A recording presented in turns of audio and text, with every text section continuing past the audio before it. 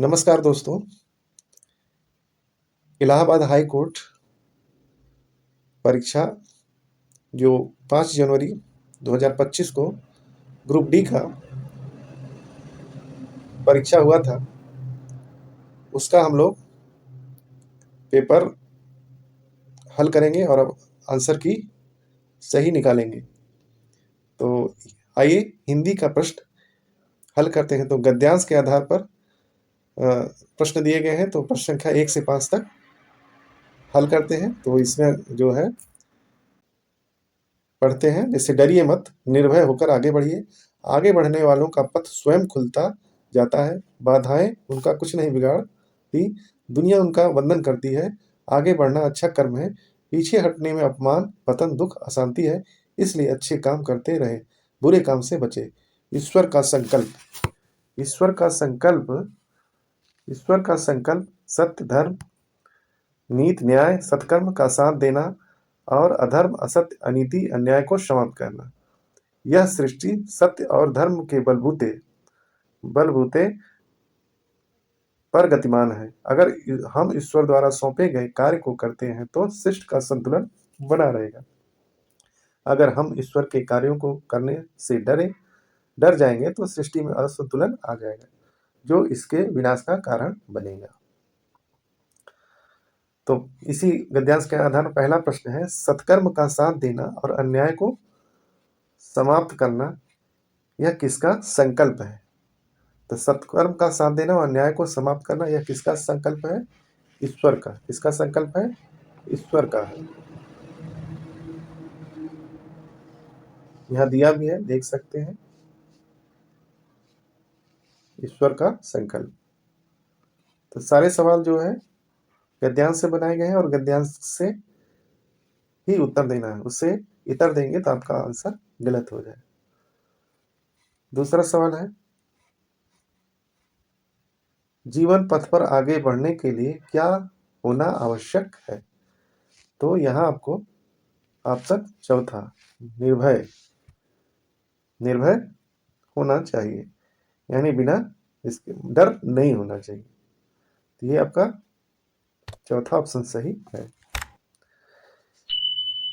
जीवन पथ से पीछे हटने वाले को क्या प्राप्त होता है? तो उसको क्या होगा? अपमान सहना पड़ेगा।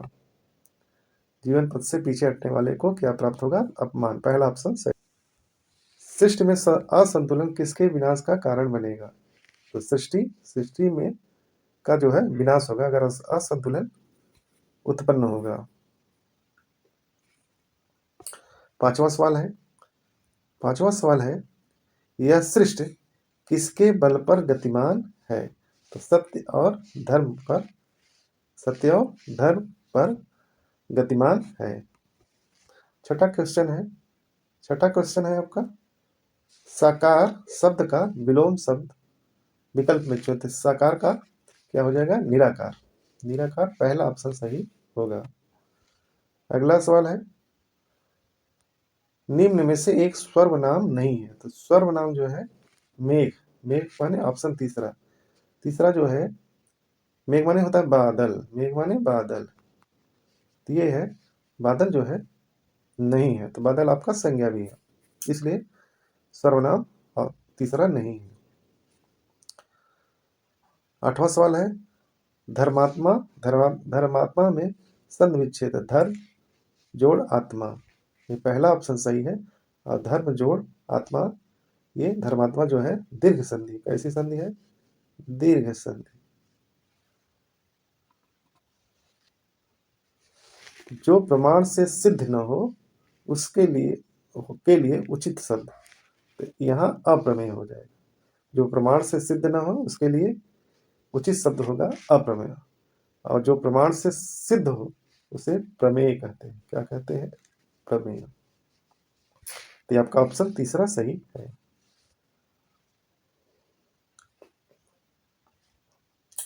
अगला सवाल है, कमरे में 4 खिड़कियां हैं, खिड़कियां शब्द किस लिंग का प्रयोग है?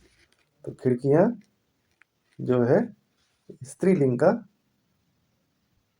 मतलब स्त्रीलिंग का शब्द है।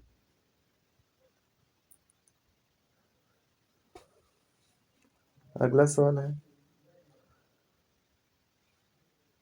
छत्री छत्री बड़े साहसी होते हैं, वाक्य में बड़े शब्द का जैसे साहसी, तो यहाँ साहस से साहसी बना होगा, तो साहसी भी विशेषण है और विशेषण से पहले बड़े लगा हुआ है, उसे जो विशेषण से पहले विशेषण लग जाए वो उसको प्रविशेषण कहते हैं। तो यहाँ बड़ा शब्द बड़े प्रविशेषण शब्द है। अगला सवाल है, ट वर्ग में कौन सा व्यंजन नहीं आता है?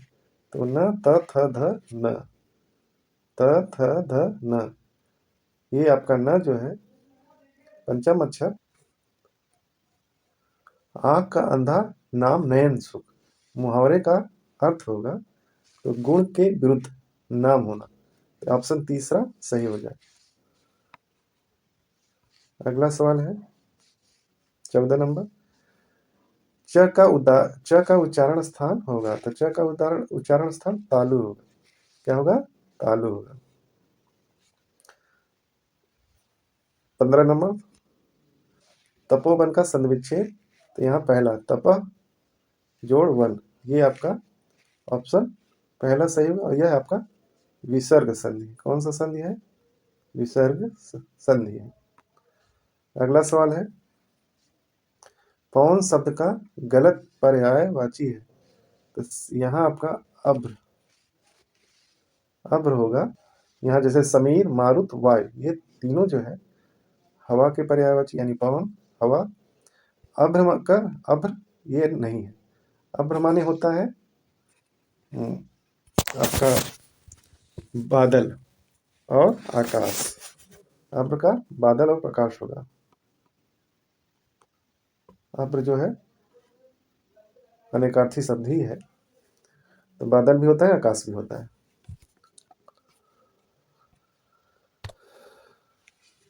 क्वेश्चन संख्या 17, चारों भाई सुंदर, सुशील, नम्र, दयालु और सबल थे। इस वाक्य में केवल एक बार किस विराम चिन्ह का प्रयोग हुआ है? तो वो है आपका पूर्ण विराम। बाकी में कामा दिया है, तो 1 2 3 बार कामा दिया गया, तो पूर्ण विराम मात्र एक बार प्रयोग हुआ है यहाँ।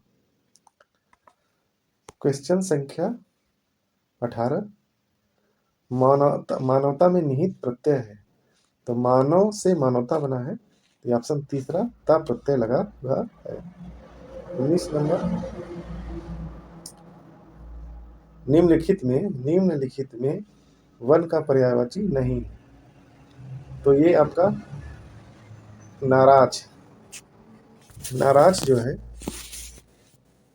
इसमें नहीं है, मतलब वन का पर्यायवाची नहीं है। बाकी कानन, आटुई, अरण, ये तीनों जो है वन का पर्यायवाची है। नाराज माने होता है तीर या बाण,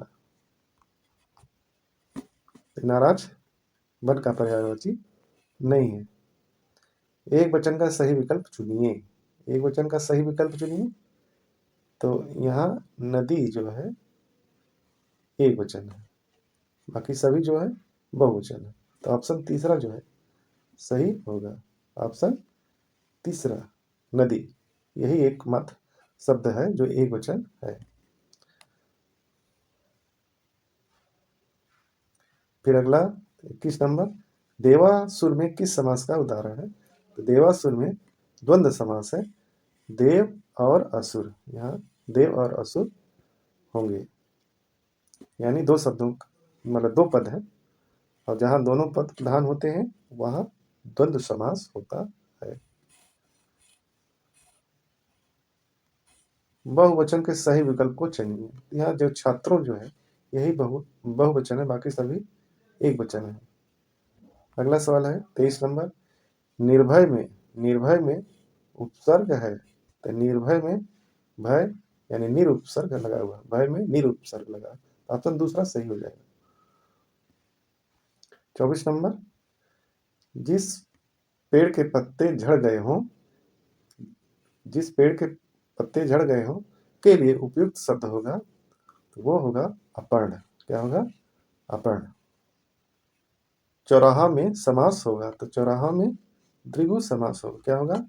द्विगु समास हो गया, क्योंकि 4 राहों का समूह यहाँ संख्यावाची शब्द है, इसलिए द्विगु समास होगा। क्या होगा? द्विगु समास होगा।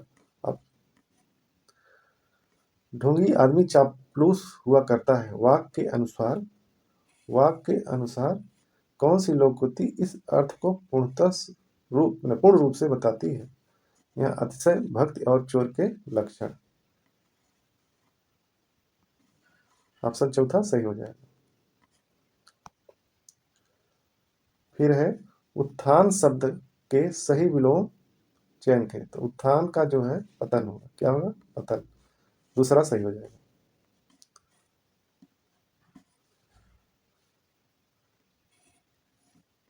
यह तुम्हें बापू के अमूल्य गुणों से अवगत कराएगा। वाक्य में विशेषण पद है। तो यहाँ आपका ऑप्शन चौथा अमूल्य जो है विशेषण पद है। विशेषण पद है अमूल्य। निम्नलिखित में जातिवाचक संज्ञा शब्द है। तो जातिवाचक संज्ञा आपका बूढ़ा है। बूढ़ा जाति को वाचक संज्ञा है। बाकी मंगलवान, सुरेश ये आपका व्यक्तिवाचक संज्ञा है। तीसरा है तीसवा सवाल है निम्नलिखित वाक्यों में से किसमें लोभ चिन्ह का प्रयोग हुआ है?